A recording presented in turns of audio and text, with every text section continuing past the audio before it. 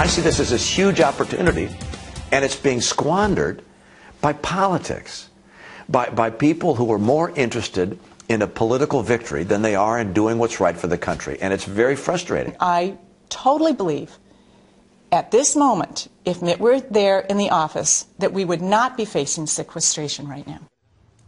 In their first sit-down since Election Day, Mitt and Ann Romney expressed their frustration at watching the dysfunction over sequester play out in Washington. Good afternoon. I'm Shannon Bream, this is America's News Headquarters live from the nation's capital. We begin with that Fox News exclusive, Mitt and Ann Romney's very candid interview with Chris Wallace on Fox News Sunday. I sat down with Chris to get his take on the interview. Chris, you had the first exclusive interview with the Romneys post-election. You covered a lot of territory. I want to start by playing a little bit of what Mitt Romney had to say and talking about viewing what's going on now in Washington and wishing that he was a part of it. Let's take a listen to that. It kills me not to be there, not to be in the White House doing what needs to be done. The president is the leader of the nation. The president brings people together, does the deals, does the trades, knocks the heads together. The president leads. And I don't see that kind of leadership happening. Chris, do you get the sense that he really wishes that he could be there and that he would make a significant difference?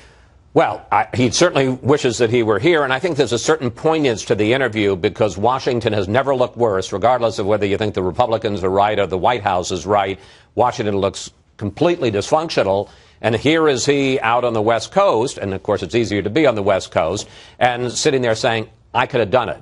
Now, that's the second part of your question. Could he have made the difference? I don't know. The one thing I would say is in a kind of Nixon went to China way, I think that he might have been able to bring the Republican Party further on tax reform, not just not raising tax rates, lowering tax rates, but doing away with a lot of the loopholes and the deductions and using some of that money in a deficit deal. And then he would have had to persuade the Democrats to go along with spending cuts and especially entitlement reform. The one thing he said, I did this when I was governor of Massachusetts. I worked with the legislature, 87% Democrat.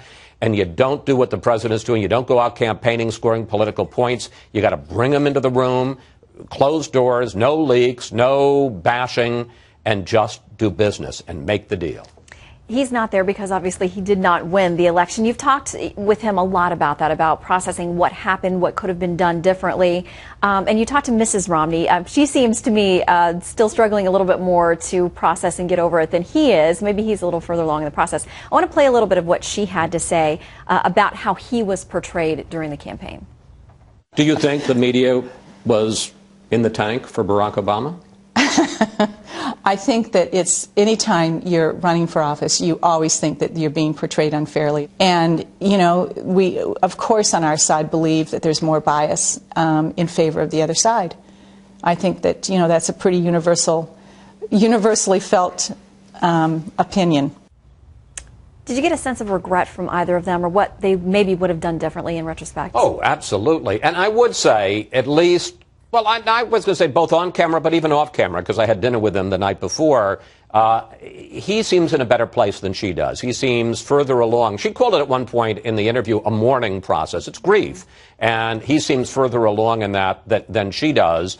I wouldn't say she's bitter, and she's happy with her life, but I think she feels more, gosh, we should have won. What happened, how different things would be for them and especially for the country if they had won.